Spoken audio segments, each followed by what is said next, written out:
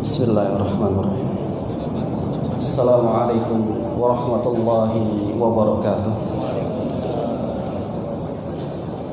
Innal hamdalillah nahmaduhu wa nasta'inuhu wa nastaghfiruh wa na'udzu billahi min shururi anfusina wa min sayyiati a'malina.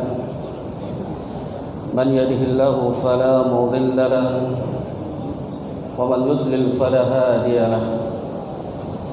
وأشهد أن لا إله إلا الله شهادة لا معبود بحق إلا الله عز وجل وأشهد أن محمدا عبده ورسوله ختم الأنبياء والمرسلين نبينا محمد صلى الله عليه وعلى آله وسلم. قال الله تبارك وتعالى في كتابه الكريم: يا أيها الذين آمنوا اتقوا الله حق تقاته ولا تموتن إلا وأنتم مسلمون. يا أيها الناس اتقوا ربكم الذي خلقكم من نفس واحدة وخلق منها زوجها وبص منهما رجالا كثيرا ونساء واتقوا الله الذي تساءلون به والأرحام إن الله كان عليكم رقيبا. يا أيها الذين آمنوا اتقوا الله وقولوا قولا سديدا يصلح لكم أعمالكم ويغفر لكم ذنوبكم ومن يطع الله ورسوله فقد فاز فوزا عظيما. أما بعد، إخواني في الدين وأخواتي في الله، معاشر المسلمين والmuslimat, sidang salat zuhur berjamaah yang semoga dirahmati Allah Subhanahu wa taala. I'lamu fa inna asdaqal hadits kitabullah wa khairal hadi hadi Muhammadin sallallahu alaihi wa alihi wasallam wa syarrul umuri muhdatsatuha wa kullu muhdatsatin bid'ah wa kullu bid'atin dhalalah wa kullu dhalalatin finnar. Para jamaah yang semoga dirahmati Allah Subhanahu wa taala, kita bersyukur kepada Allah pada saat ini kita masih diberikan kesempatan, karunia, nikmat yang Allah Subhanahu wa taala berikan kepada kita. Salah satu, kita masih bisa beribadah kepada Allah. Yang dilanjut insyaallah dengan duduk sejenak mendengarkan kalam Allah dibacakan dan hadis Rasulullah sallallahu alaihi wasallam dibacakan. Dan kita akan sedikit membahas tentang yakni melawan syaitan, atau dikatakan dengan jihad melawan syaitan. Akankah kita tahu musuh kita yang terbesar adalah syaitan, yang mereka tidak nampak di hadapan kita, yang dia selalu mengintai menjerumuskan anak Adam dari jalan kebenaran. Sebagaimana Allah Subhanahu wa taala firmankan dalam surat Al-A'raf, "Ya bani Adam, yani la yaftinannakumus syaitan." Wahai anak Adam, janganlah sekali-kali kalian dapat ditipu oleh syaitan.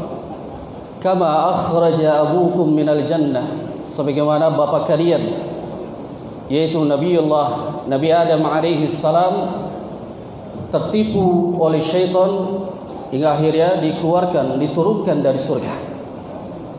Dan ini suatu peringatan yang Allah Subhanahu wa taala sebutkan dalam firman di surah Al-A'raf ini. Atau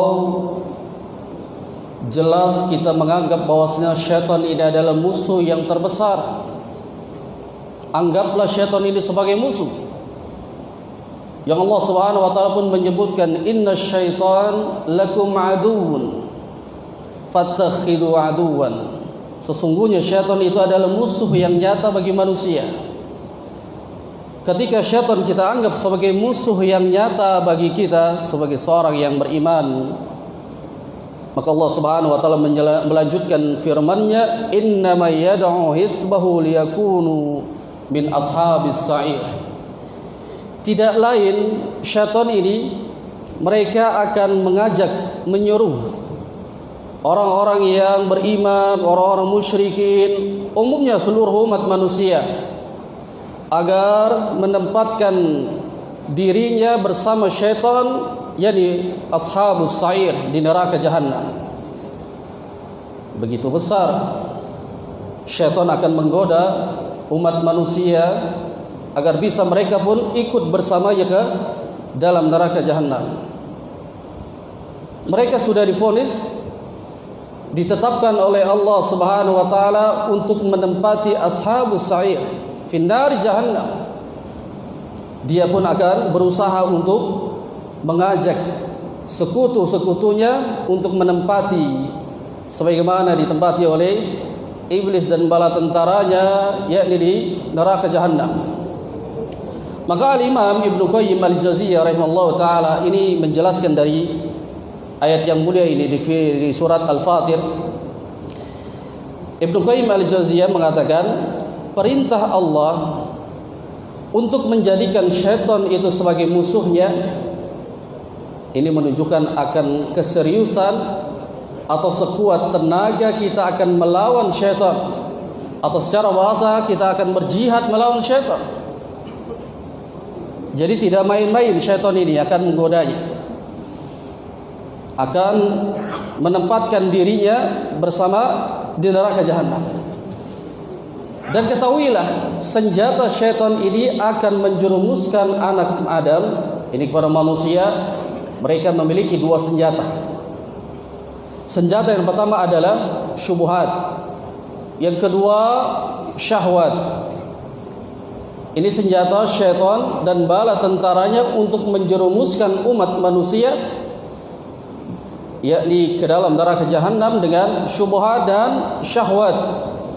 Oleh karena itu para jamaah yang dirahmati Allah Subhanahu wa taala, orang yang ingin selamat dari keburukannya syaitan, hendaknya dia berusaha untuk melawan, berjihad melawan syaitan. Salah satu senjata yang kita akan gunakan untuk melawan syaitan dari perkara syubhat dan syahwat, yang pertama adalah ilmu nafi', berilmu. Yang dimaksudkan ilmu di sini adalah ilmu yang bermanfaat.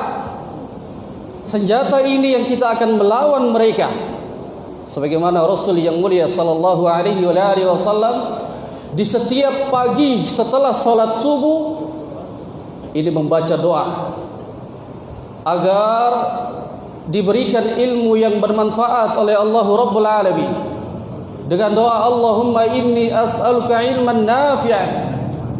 Ilmu, ya Allah berikan ilmu yang bermanfaat kepada.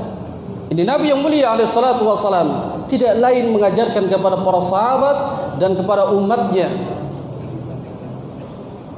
Ilmu yang bermanfaat ini dia akan melahirkan yang nanti di dalam hati keyakinan, dan dengan keyakinan itu dia bisa menolak senjata syaitan, yaitu syubhat. Karena syubhat ini samar-samar, abu-abu, dan bisa kita menolaknya dengan keyakinan. Semisal contoh, syaitan akan menggoda kaum muslimin dari awal mereka sudah berwudu. Digoda oleh syaitan, apakah dia buang angin atau tidak, atau berapa kali dia sudah berwudu, mengusap kepalanya atau mengusap kakinya. Ini bisa kita kalahkan dengan keyakinan, yaitu al-ilmu nafi', ilmu yang bermanfaat. Kalau kita tidak dapati perasaan bahwa kita tidak keluar angin, lanjutkan. Itu godaan dari syaitan. Maka dia harus memiliki senjata ilmu yang bermanfaat. Duduk di majelis ilmu, cari ilmu. Ilmu yang dimaksud ini adalah ilmu Al-Quran wa sunnah ala fahmi sahabat. Ilmu yang datang dari Allah dalam Al-Quran atau dalam hadis Rasulullah sallallahu alaihi wasallam dengan pemahaman para sahabat radhiyallahu anhum. Ini ilmu yang bermanfaat. Yang kedua, senjata kita untuk melenyapkan senjatanya syaitan adalah syahwat, dengan kita tazkiyatun nufus, mensucikan jiwa. yang mana kalau kita sudah jiwanya ini bersih, maka dia akan menangkal yang namanya syahwat. Syahwat ini biasa keinginannya timbul, ingin selalu berbuat apa yang dia inginkan. Salah satu agar kita tidak bermaksiat kepada Allah, tidak menuruti hawa nafsu, bersihkan hatinya dulu, tazkiyatun nufus. Semisal contoh, kalau hati kita kotor, maka pandangan mata kita tidak akan pernah lurus, tidak akan pernah menundukkan pandangan, dia akan melihat ke kanan dan ke kiri yang sifatnya bermaksiat kepada Allah. Tapi kalau hati dia bersih, lurus, dia mengetahui bahwasanya apa yang dia lihat ini adalah maksiat, berarti jiwanya bersih dia, dan dia mengetahui bahwa lakukan di dunia ini telah tercatat oleh malaikat yang Allah Subhanahu wa taala kirimkan 2 malaikat kepada semua umat manusia. Allah firmankan dalam surat Qaf pada ayat ke-18, "Ma yalfizu min qawlin illa ladayhi raqibun 'atid." Tidaklah aku mengutus 2 malaikat, Raqib dan Atid ini. Setiap apa yang diucapkan oleh anak Adam, diperbuat oleh anak Adam, dia selalu disaksikan oleh malaikat Raqib dan Atid. Kalau jiwa dia bersih, maka dia akan menundukkan pandangan, tidak melihat kepada yang maksiat. Kalau jiwa dia bersih, hati dia bersih, dia tidak akan melakukan sesuatu yang tidak bermanfaat, apalagi sampai menjerumuskan dirinya ke dalam kubangan dosa dan maksiat. Tidak. Dan ini salah satu senjata untuk melawan dari senjatanya syaitan. Ini 2 perkara yang harus kaum muslimin dan muslimat perhatian, ilmu dan tazkiyatun nufus. Harus ada pada diri seorang muslim dan muslimah. Kemudian Al-Imam Ibnu Qayyim Al-Jauziyah ini menjelaskan bahwasanya jihad melawan syaitan, beliau katakan memiliki 2 tingkatan. Salah satu yang pertama, beliau menolak syubhat, keraguan ini, yakni dengan dilemparkan syaitan itu kepada hambanya dan kita bisa meredamnya, bisa melawannya itu dengan al-ilmu nafi, berilmu dulu. Yang kedua, beliau katakan syahwat, menolak syahwat, yang beliau katakan bisa kita melawan ini senjata syaitan syahwat dengan tazkiyatun nufus, bersihkan hati dulu. Ilmu baru dia tazkiyatun nufus. Jangan terbalik, jangan tazkiyatun nufus baru ilmu. Karena Al-Imam Al-Bukhari rahimahullah taala mengatakan dalam kitab sahihnya, al-ilmu qabla al-qaul wal amal. Ilmu dulu dicari. Tidak mungkin hati ini akan bersih tanpa ilmu. Tidak akan pernah bisa. Berilmu dulu. Maka keduanya, ketika kita sudah berilmu, kita akan mendapati kesabaran. Kemudian kita akan mendapati memaknai ayat-ayat Allah yang kita tidak akan pernah gampang mudah untuk selalu berbuat dosa dan maksiat karena hati kita bersih. Allah Subhanahu wa taala firmankan, yani waja'alna minhum a'immatan yaduhu bi amrina lamma sabaru, yani wa kanu bi ayatina yuqinun.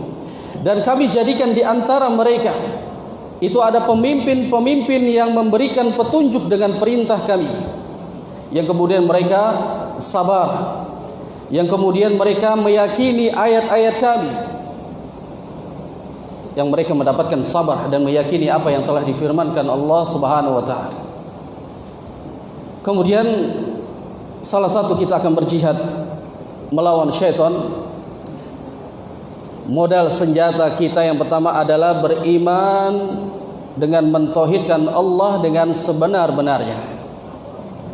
Yang pertama beriman dan mentauhidkan Allah dengan sebenar-benarnya. Semua kesempurnaan itu milik Allah. Semua makhluk, kalau Allah Subhanahu wa taala tidak izinkan untuk melukai hambanya, tidak akan pernah bisa melukai. Semua kembali kepada kita beriman kepada Allah dan mentauhidkan Allah Subhanahu wa taala. Ini senjata kita untuk melawan mereka. Yang Allah Subhanahu wa taala firmankan, "Innahu laisa lahu sultan 'alal ladzina amanu wa 'ala rabbihim yatawakkalun." Sesungguhnya syaitan itu tidak ada kekuasaan. Dia tidak bisa menggoda manusia atau orang-orang beriman dan lagi bertawakal kepada Allah Subhanahu wa taala. Ini disebutkan dalam surah An-Nahl pada ayat ke-16. Dan ini menunjukkan senjata kita beriman dan tawakal. Ini mentauhidkan Allah. Tidak ada kekuasaan bagi syaitan yang mereka akan menggoda anak Adam jika ada dua pada dirinya, beriman dan tawakal kepada Allah.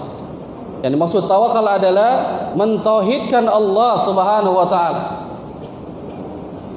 Maka ini yang tidak akan pernah digoda. Dalam ayat yang lain Allah Subhanahu wa taala firmankan dalam surah Sad pada ayat ke-82 dan 83. Ini iblis ketika mendengar Allah Subhanahu wa taala turunkan tadi surah An-Nahl, dia tidak bisa menggoda orang yang beriman dan bertawakal kepadanya.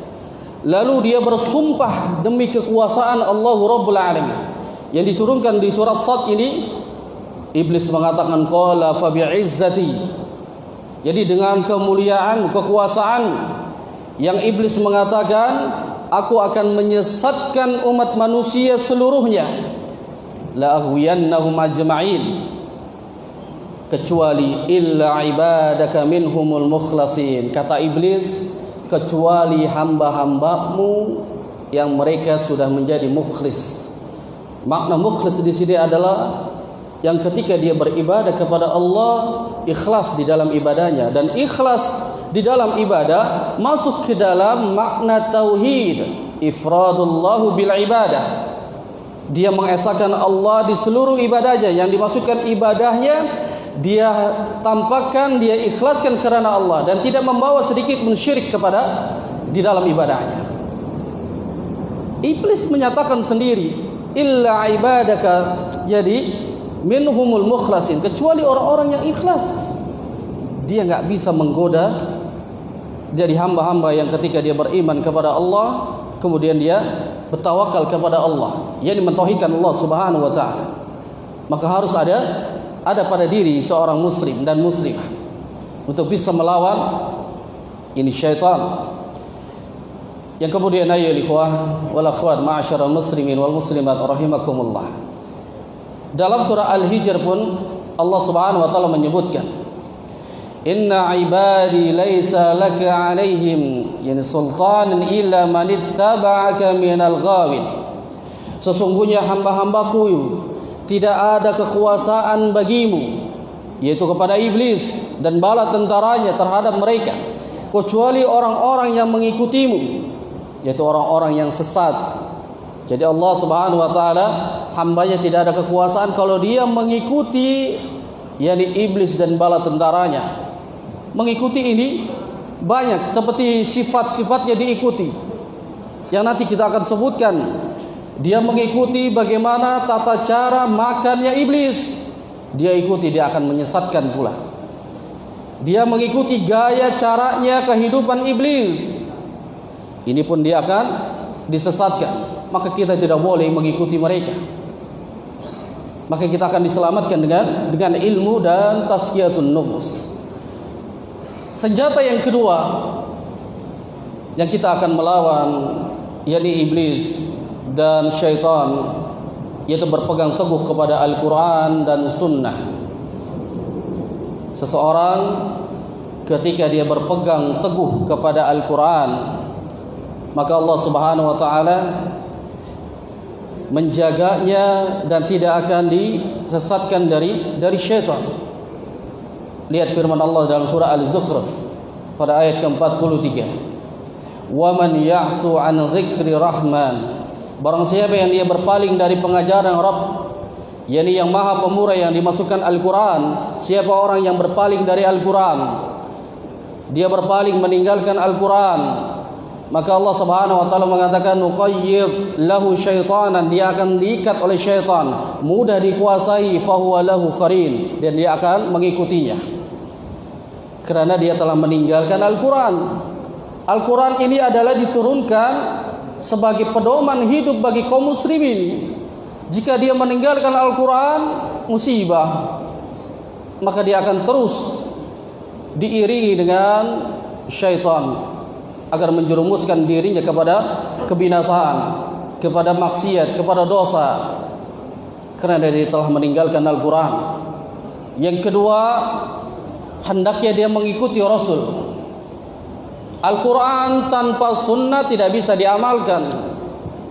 Yang Nabi SAW sebutkan, pegang Al-Quran dan sunnah, kalian tidak akan pernah tersesat untuk selamanya. Jadi ada orang-orang yang dia berpegang kepada Al-Quran saja, ini namanya ingkaru sunnah. Ada yang dia berpegang kepada sunnah saja, tidak mau berpegang kepada Al-Quran, ini pun tidak dibenarkan. Kita harus pegang Al-Quran dan sunnah yang Allah Subhanahu wa taala sebutkan. Ini agar kita mengambil yaitu sunnah sebagai pedoman hidup kita.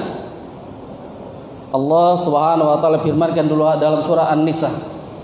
Ini pada ayat ke-115. Yang Allah sebutkan wa may yushaqiqir rasula min ba'di ma tabayyana lahul huda, dan barang siapa yang menentang Rasul sesudah jelas kebenaran baginya, wa yattabi' ghairi sabilil mu'minin, yang jelas dan dia mengikuti bukan jalannya orang-orang mukmin. Yang dimaksudkan adalah para sahabat. Dia mengikuti Al-Quran dan sunnah, mengikuti para sahabat. Maka kalau dia meninggalkan sunnah dan para sahabat, Allah nyatakan kami akan biarkan mereka dengan leluasa akan dikuasai oleh syaitan. Jadi kita pun harus berpegang teguh kepada sunnah dan kepada pemahamannya para sahabat. Jika telah datang syaitan menggoda, maka kita pegang Al-Quran dan sunnah dan pula kepada pemahaman para sahabat, dan ini yang bisa menangkal mereka. Kemudian yang selanjutnya agar kita bisa melawan dan berjihad kepada syaitan, membaca Al-Quran.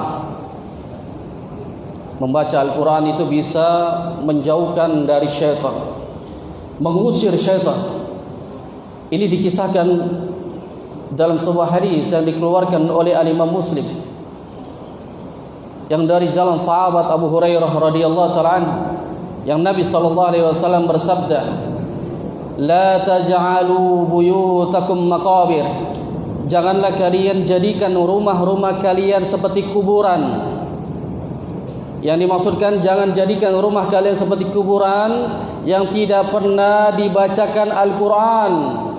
Maka Nabi alaihi salatu wasallam mengatakan, inna syaitana yanfiru minal baiti alladhi taqra'u fihi suratul Baqarah.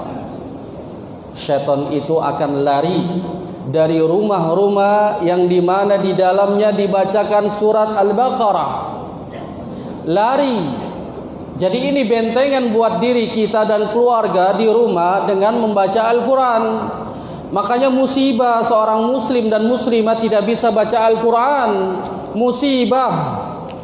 Padahal ini perintah yang diperintahkan oleh Nabi SAW dalam riwayat Al-Imam Bukhari. Jadi iqra'ul Quran yati yaumal qiyamah syafi'an li ashabi. Perhatikan kata-kata yang diucapkan Nabi kita yang mulia sallallahu alaihi wasallam di awalnya, iqra'ul Quran. Kembali kepada kaidah dalam bahasa Arab. Di sini adalah fi'il amr. Ketika kita dapati dalam Al-Quran, dalam sunnah, ketika ada suatu perintah, hukumnya itu adalah wajib. Sampai dia dipalingkan, hukumnya menjadi sunnah, menjadi mubah dan yang lainnya. Perintah fi'il amr, iqra'ul Quran. Yang memerintahkan adalah Nabi kita yang mulia sallallahu alaihi wasallam. Bacalah oleh kalian Al-Quran. Dan di sini pun perintah bagi yang belum bisa baca Al-Quran, segera datangi majelis Al-Quran. Yang belum bisa membaca Al-Quran tidak ada rasa malu. Ini senjata kita untuk melawan mereka, berjihad dengan syaitan. Al-Quran, yang dia pun akan membaca, yang dibaca di dunia, dia akan mendapatkan syafaat nanti di hari kiamat. Dan ini salah satu bentengan agar syaitan dan bala tentaranya tidak ada kekuasaan bagi rumah-rumah yang di dalamnya dibacakan Al-Quran. Bacakan Al-Quran rumah, agar syaitan tidak bisa masuk ke dalamnya. Yang ada di dalamnya syaitan akan keluar dengan baca Al-Quran. Musibah jika ada kaum muslimin mengaku sebagai muslim, KTP-nya muslim, ketika dihadirkan di hadapannya Al-Quran, dia tidak bisa membaca Al-Quran. Untuk apa jadi seorang muslim tidak bisa membaca Al-Quran? Padahal di awal salah satu bentengan kita untuk melawan syaitan adalah berpegang teguh kepada Al-Quran. Kitab suci kita Al-Quran. Malu kalau kita tidak bisa membacanya. Satu hurufnya diganjar oleh Nabi SAW 10 pahala. Siapa yang membacanya di dunia ikhlas mengharapkan ganjaran dari Allah, fa innahu yati yaumal qiyamah syafi'an li ashabi, dia akan datang nanti di hari kiamat akan memberikan syafaat penolong bagi siapa yang membaca Al-Quran di dunia. Subhanallah, ini bentuk peringatan bagi kaum muslimin dan muslimat, perhatian kepada Al-Quran. Dan ini salah satu bentengan kita untuk membaca Al-Quran. Syaitan tidak ada kekuasaan bagi orang-orang yang membaca Al-Quran. Kenapa? Ketika meruqyah yang dibaca adalah Al-Quran. Ketahuilah dalam sabda Nabi SAW, ketika seorang muslim dan muslimah ketika dia membaca Al-Quran, semakin dia baca panjang, terus dia panjang, tambah lagi satu ayat, terus tambah lagi 2 surat, tambah lagi. Semakin dia baca panjang, malaikat selalu dekat dan menghadir kepadanya. Ketika kita sedang meruqyah, syaitan itu lari. Kenapa? Karena dia malu dengan malaikat. Sebelumnya iblis ini hidup berdampingan dengan malaikat di surga. Yang ketika Allah Subhanahu wa taala menciptakan Nabi Adam alaihi salam, kemudian diperintahkan untuk sujud seluruhnya kecuali iblis. Malu dia berjumpa dengan malaikat. Maka orang yang membaca Al-Quran semakin panjang, dekat malaikat kepada kita, dan syaitan akan lari menjauh. Bagi orang yang masih belajar dalam membaca Al-Quran, terbata-bata dia membaca Al-Quran, ketahuilah kata Nabi, dia mendapatkan 2 pahala. Pahala yang pertama adalah disamakan satu hurufnya diganjari dengan 10 pahala. Yang Nabi SAW mengatakan, la aqulu alif lam mim harfun, walakin alif harfun, lam harfun, mim harfun. Kata Nabi yang mulia SAW, aku tidak mengatakan alif lam mim itu satu huruf, melainkan alif satu huruf, lam satu huruf, mim satu huruf. Jika ada orang yang membaca alif lam mim, dia dapat 30 pahala. Ini keutamaan orang yang membaca Al-Quran. Syaitan akan lari dan dapat pahala pula dari Allah. Yang kedua, orang yang terbata-bata, dia diganjar pahala karena dia semangat, istiqamah di dalam membaca dan ingin lancar sebagaimana kaum muslimin yang lain. Jadi kesemangatan kita datang ke majelis Al-Quran, ke dalam majelis ilmu, dengan giroh kita semangat, itu akan diganjar Allah Subhanahu wa taala. Yang semoga Allah Subhanahu wa taala mencatat dari kaum muslimin dan muslimat yang duduk saat ini mendengarkan kalam Allah dibacakan, hadis Rasulullah sallallahu alaihi wasallam dibacakan, tidak lain kita mengharapkan ganjaran dari Allah Subhanahu wa taala. Baca Al-Quran. Dalam hadis yang lain, orang yang membaca Al-Quran, syaitan tidak ada kekuasaan. Yang ketika itu dikisahkan oleh sahabat Abu Hurairah radhiyallahu ta'ala anhu, dan yang membongkar sendiri adalah syaitan. Yang ketika sahabat Abu Hurairah diperintahkan untuk menjaga zakat oleh Nabi sallallahu alaihi wasallam, kemudian syaitan berubah menjadi manusia dan dia mengambil zakat, kemudian ditangkap oleh sahabat Abu Hurairah. akan kuadukan kau kepada Rasulullah. Maka syaitan mengatakan, lepaskan kami butuh makan.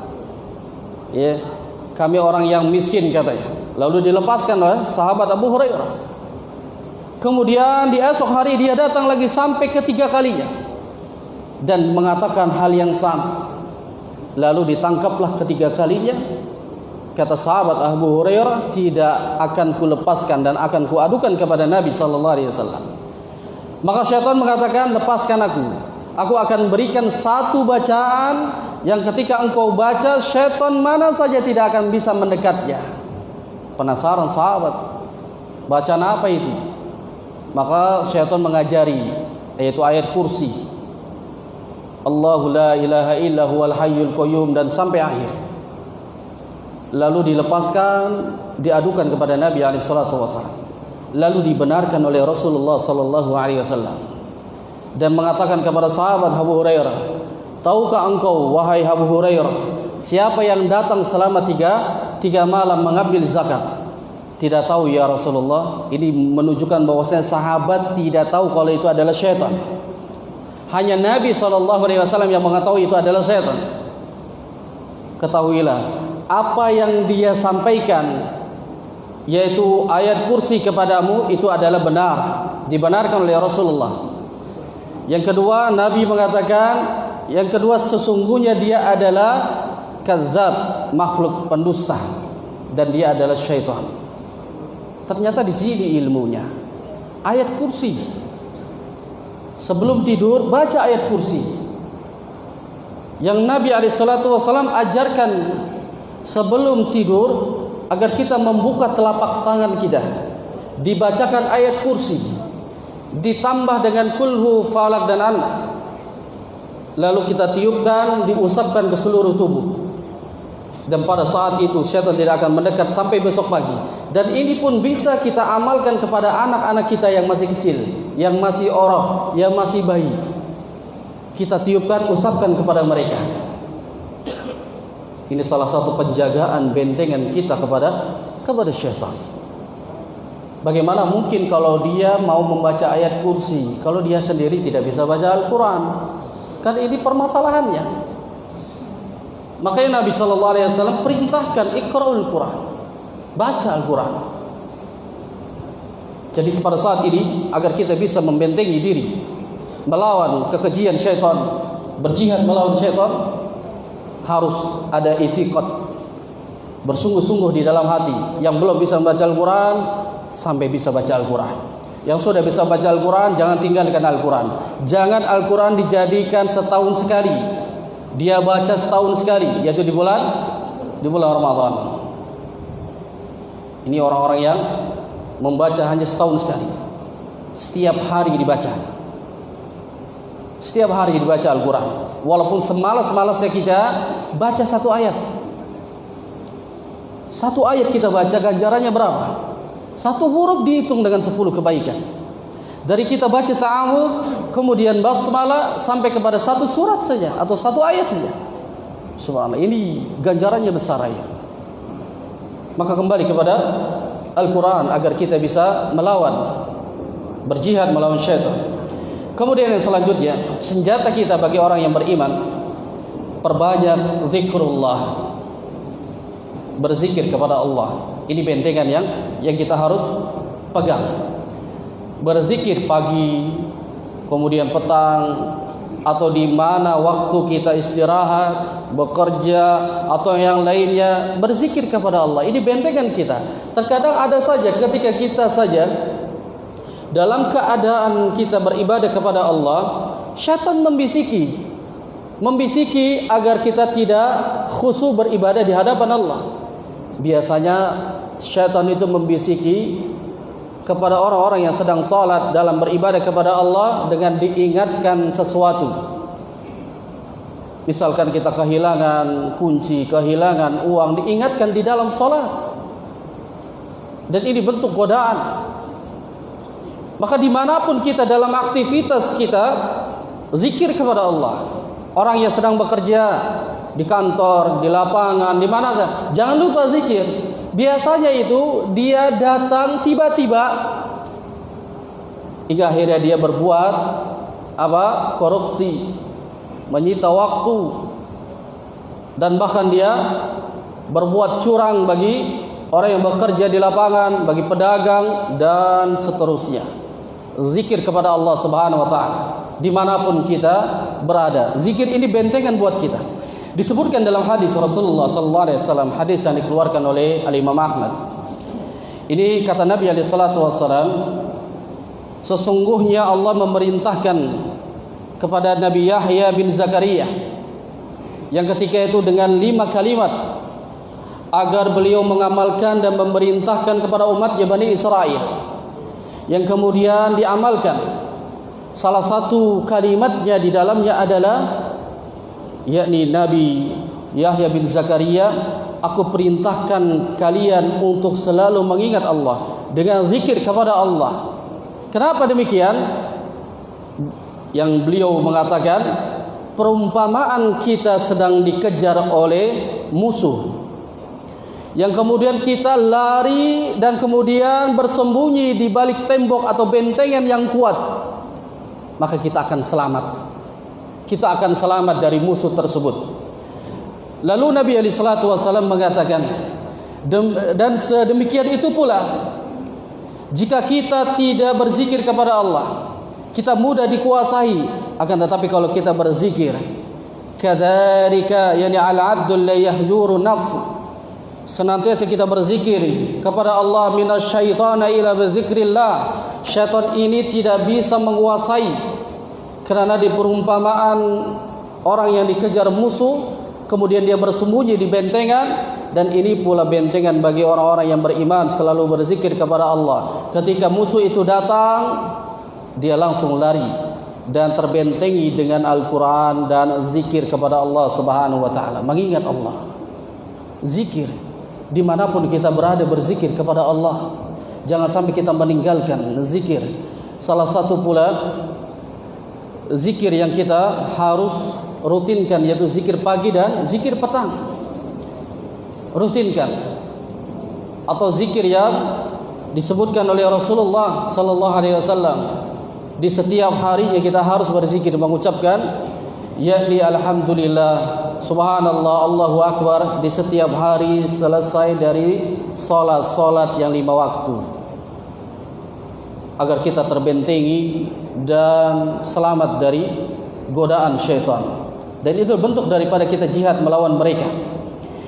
Kemudian yang selanjutnya, agar kita bisa melawan, berjihad kepada syaitan, hendaklah kita harus mengetahui tipu daya dari syaitan. Kita harus mengetahuinya, dan kita bisa waspada kalau kita mengetahui dari tipu daya syaitan itu. Maka Allah Subhanahu wa taala sebutkan dalam surah An-Nur, ya ayyuhalladzina amanu la tattabi'u khutuwatis syaitan. Wahai orang-orang yang beriman, janganlah kalian mengikuti langkah-langkah syaitan. Jadi setiap apa saja ada langkah dari syaitan, maka kita tidak boleh mengikutinya. Salah satu langkah syaitan itu ingin menyesatkan umat manusia dari jalan kebenaran.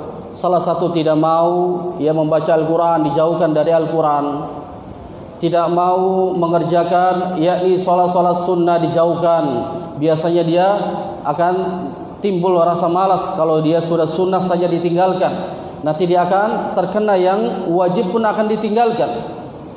Maka jangan ikuti langkah-langkah syaitan ini. Setiap apa yang menjerumuskan ke dalam kubangan dari dosa dan maksiat, itulah langkah syaitan. Langkah syaitan di situ. Salah satu syaitan akan menggoda agar kaum muslimin dan muslimat mengikuti langkahnya. Nanti di akhir tahun, banyak kaum muslimin yang mereka mengikuti langkah-langkah syaitan, menyerupai, tasyabbuh dengan orang-orang kafir, yakni israf, mubazzirin, membuang-buang harta. Di akhir pergantian tahun, banyak kaum muslimin mereka terjerumus ke dalam langkah-langkah syaitan, mengikuti gaya caranya orang-orang kafir. Kita umat muslim tidak seperti mereka, dan kita dilarang untuk mengikuti mereka. Siapa yang melarang? Perhatikan hadis Nabi sallallahu alaihi wasallam, Man tashabbaha biqaumin fahuwa minhum. Siapa orang yang menyerupai suatu kaum, yang kaum itu kaum kafirkah, kaum musyrikah, ya kaum Yahudi wa Nasara atau yang lainnya, dia mengikuti tata cara beragama seharian mereka, ini langkah-langkah syaitan, fahuwa minhum, karena dia bagian daripada mereka. Maka kita orang muslim tidak bisa mengikuti mereka, itu langkah syaitan. Jauhkan dengan sekuat tenaga agar kita bisa yakni melawan syaitan. Dan ini salah satu bentuk agar kita bisa selamat dari godaan syaitan, jadi dengan berpegang teguh kepada Al-Quran, kepada sunnah, pemahaman para sahabat, dan jangan sampai kita meninggalkan terus satu jamaah kaum muslimin, satu Islam berkumpul dan tidak berpecah belah dalam rangka untuk mensyiarkan Islam. Demikian wallahu a'lam, ini senjata kita agar kita bisa melawan syaitan, dan masih banyak senjata-senjata kita untuk melawan mereka. Ya mungkin dari waktu kita tidak bisa ya menghabiskan semuanya, kita cukupkan dulu sampai di sini. Semoga apa yang kita bacakan pelajaran pada hari ini bermanfaat untuk kita dan kaum muslimin dan muslimat pada umumnya. Kita akhiri dengan doa kafaratul majlis. Subhanakallah wa bihamdik, asyhadu an la ilaha illa anta, astaghfiruka wa atubu ilaik. Wassalamu alaikum warahmatullahi wabarakatuh.